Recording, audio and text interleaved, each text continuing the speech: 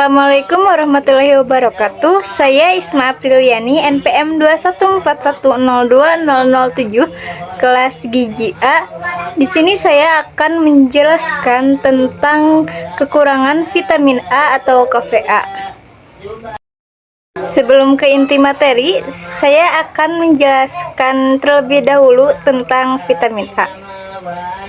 Vitamin A merupakan salah satu vitamin yang penting bagi tubuh dan mempunyai banyak manfaat bagi tubuh.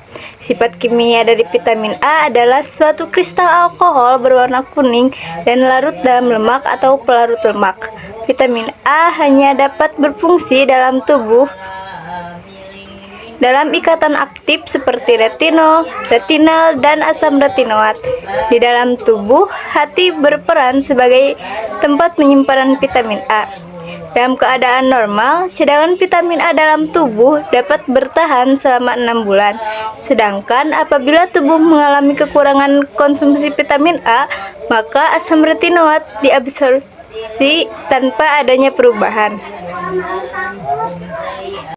Materi yang akan saya bahas pada kali ini adalah yang pertama, definisi dari kekurangan vitamin A. Yang kedua, penyebab dari KVA. Yang ketiga, akibat KVA. Dan yang terakhir, penanggulangan KVA. Materi yang pertama yaitu definisi kekurangan vitamin A atau KVA. Kekurangan vitamin A menyebabkan gangguan yang paling sering melibatkan mata dan jaringan epitel. Pada manusia, salah satu gejala paling awal dari kekurangan vitamin A adalah rabun senja. Kekurangan vitamin A atau KVA adalah keadaan di mana simpanan vitamin A dalam tubuh berkurang. Dengan gejala awal, kurang dapat melihat pada malam hari atau rabun senja. Selain itu, gejala kekurangan vitamin A adalah menurunnya kadar serum retinol dalam darah. Menurut Departemen Kesehatan Republik Indonesia tahun 2005. Selain itu, kekurangan vitamin A atau KVA merupakan masalah kesehatan utama di negara berkembang, termasuk negara Indonesia. Orang yang mengalami defisiensi vitamin A dapat mengalami seroptalmia dan dapat berakhir jadi kebutaan, pertumbuhan yang terbatas, pertahanan tubuh yang lemah, dan meningkatkan risiko kematian menurut Kate and Weiss 2008. Selanjutnya, kekurangan vitamin A atau KVA adalah penyakit yang disebabkan oleh kurangnya asupan vitamin A. Hal ini dapat menyebabkan rabun senja, seroptalmia, dan jangka waktu yang panjang dapat menyebabkan keratomalsia. Menurut Tadase Lisanu 2005. Selanjutnya, kasus KVA di Indonesia. Menurut data dari WHO, diperkirakan terdapat sebanyak 6-7 juta kasus baru seroptalmia pada balita tiap tahunnya. 10% di antaranya mengalami kerusakan kornea, 25% mengalami kebutaan, 50% mengalami setengah buta, dan sebanyak 15% dinyatakan meninggal dunia. Perbedaan kasus kematian antara anak yang kekurangan vitamin A dan anak yang vitamin A sebesar 30%. Almeitzer 2009. Defisiensi vitamin A diperkirakan mempengaruhi jutaan anak di seluruh dunia. Sekitar 250.000 sampai 500.000 anak-anak di negara berkembang menjadi buta setiap tahun karena kekurangan vitamin A. Dengan prevalensi tertinggi di kawasan Asia Tenggara dan Afrika. Meskipun pada tahun 1992 Indonesia dinyatakan bebas dari seroptalmia, akan tetapi masih banyak dijumpai 50% dari balita mempunyai serum retinol kurang dari 20 mikrogram per 100 ml. Hal ini menyebabkan balita di Indonesia beresiko tinggi mengalami seroptalmia dan menurunnya kekebalan tubuh. Akibatnya, anak balita di Indonesia sangat bergantung pada kapsul vitamin A dosis tinggi. Materi selanjutnya yaitu penyebab dari KVA. Penyebab KPA terbagi menjadi dua. Yang pertama penyebab langsung dan yang kedua penyebab tidak langsung. Penyebab langsung. Konsumsi vitamin A dalam makanan sehari-hari tidak mencukupi kebutuhan tubuh dalam jangka waktu yang lama. Kekurangan vitamin A ini umumnya terjadi sejak masih balita. Biasanya, balita yang tidak diberi asupan ASI eksklusif sampai usia 2 tahun atau pemberian susu formula yang kurang memenuhi kebutuhan gizi balita. Kondisi ini dapat lebih buruk jika disertai kekurangan zat gizi lain seperti lemak. Yang kedua adalah penyebab tidak langsung. Penyakit infeksi yang membuat nafsu makan berkurang.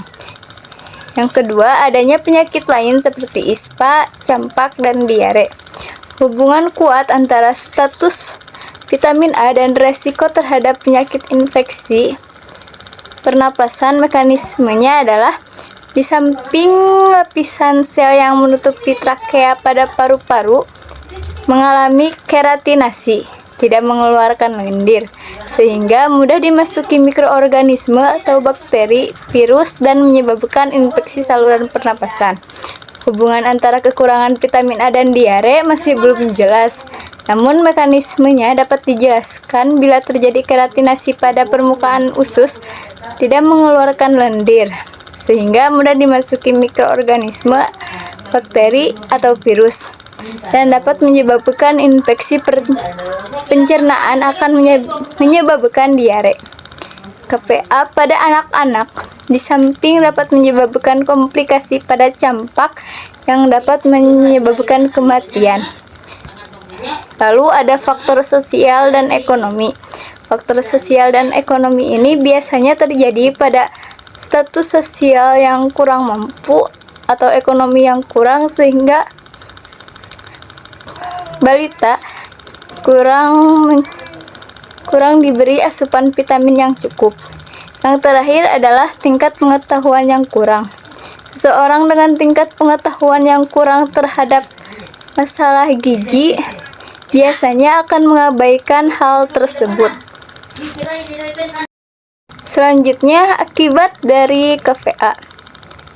Yang tanda-tanda dan gejala klinis kekurangan vitamin A atau KPA adalah kelainan sistematik yang mempengaruhi jaringan epitel dari organ-organ seluruh tubuh, termasuk paru-paru, usus, mata, dan organ lain. Akan tetapi, gambaran gangguan secara fisik dapat langsung terlihat oleh mata. Kelainan kulit pada umumnya terlihat pada tungkai bagian depan dan lengan atas bagian belakang. Kulit nampak kering dan bersisik. Kelainan ini selain disebabkan oleh KPA, dapat juga disebabkan oleh kekurangan asam lemak esensial, kekurangan vitamin golongan B atau KEP. Gejala klinis KPA pada mata akan timbul bila tubuh mengalami KPA yang telah berlangsung lama. Gejala tersebut akan lebih cepat muncul jika menderita penyakit lain seperti campak, diare, ISPA, dan penyakit infeksi lainnya. Gejala klinis KPA pada mata menurut klasifikasi WHO dapat diuraikan sebagai berikut. Yang pertama ada buta senja. Buta senja terjadi akibat gangguan pada sel batang retina. Pada keadaan ringan, sel batang retina sulit beradaptasi di ruang yang remang-remang.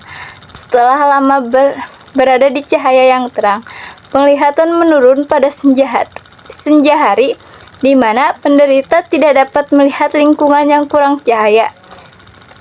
Yang kedua ada serosis konjungtiva. Selaput lendir mata tampak kurang mengkilat atau terlihat sedikit kering, berkeriput, dan berpigmentasi dengan permukaan kasar dan kusam. Yang ketiga ada serosis konjungtiva atau bercak bitot. Gejala ini adalah tanda-tanda timbulnya serosis konjungtiva ditambah dengan bercak bitot, yaitu bercak putih seperti busa sabun atau keju, terutama celah mata sisi luar.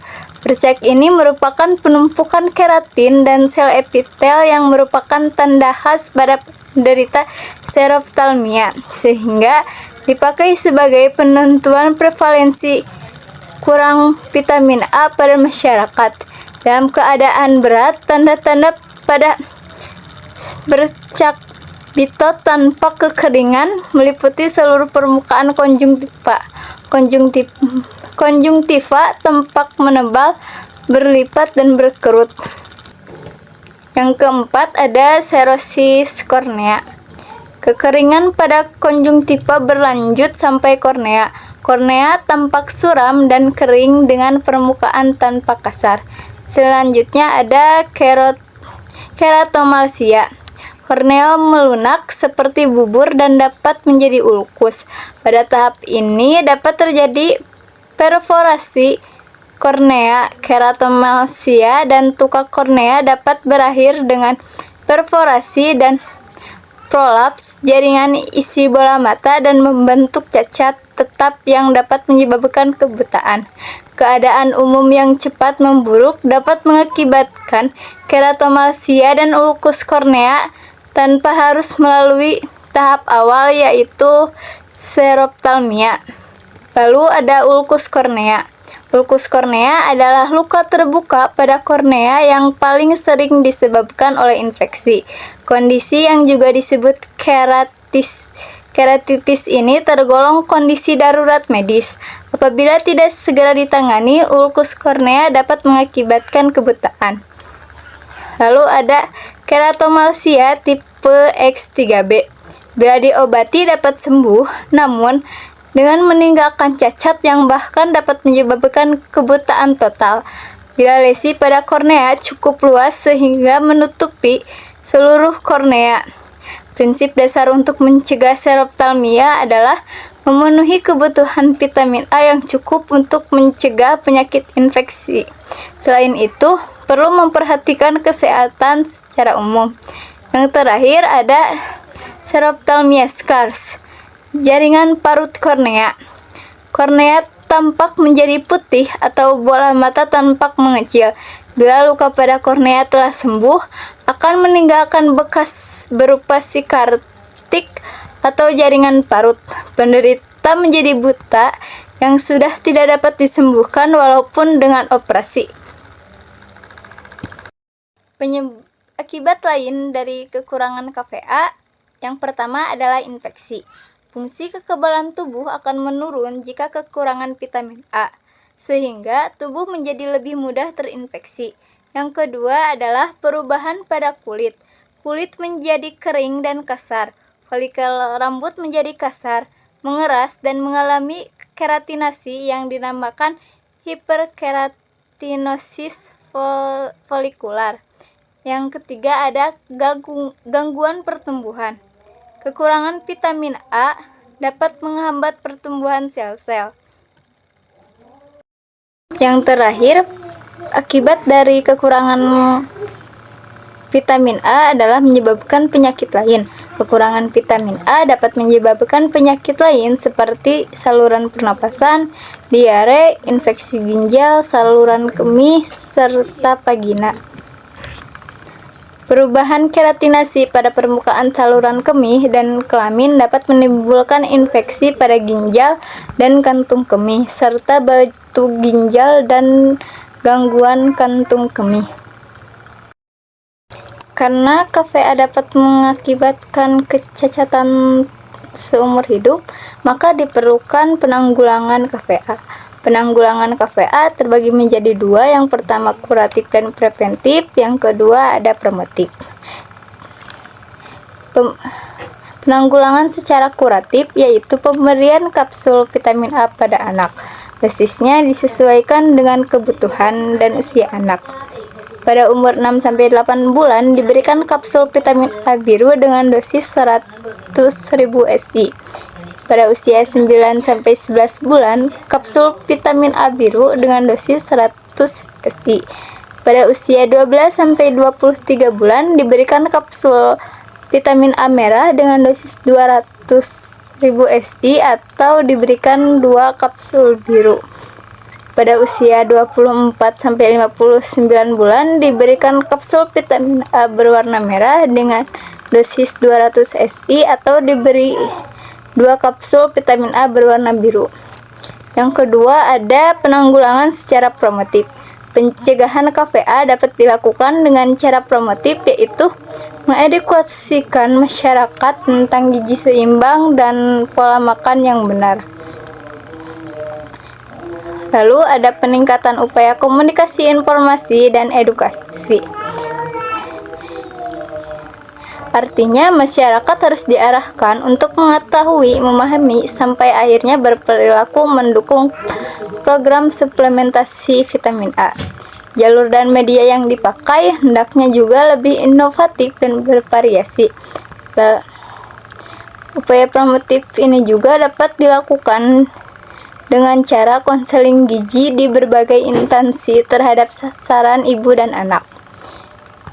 Lalu ada pembangunan infrastruktur, termasuk sarana pelayanan kesehatan yang terjangkau. Yang terakhir adalah dukungan lintas program, bahkan lintas sektor.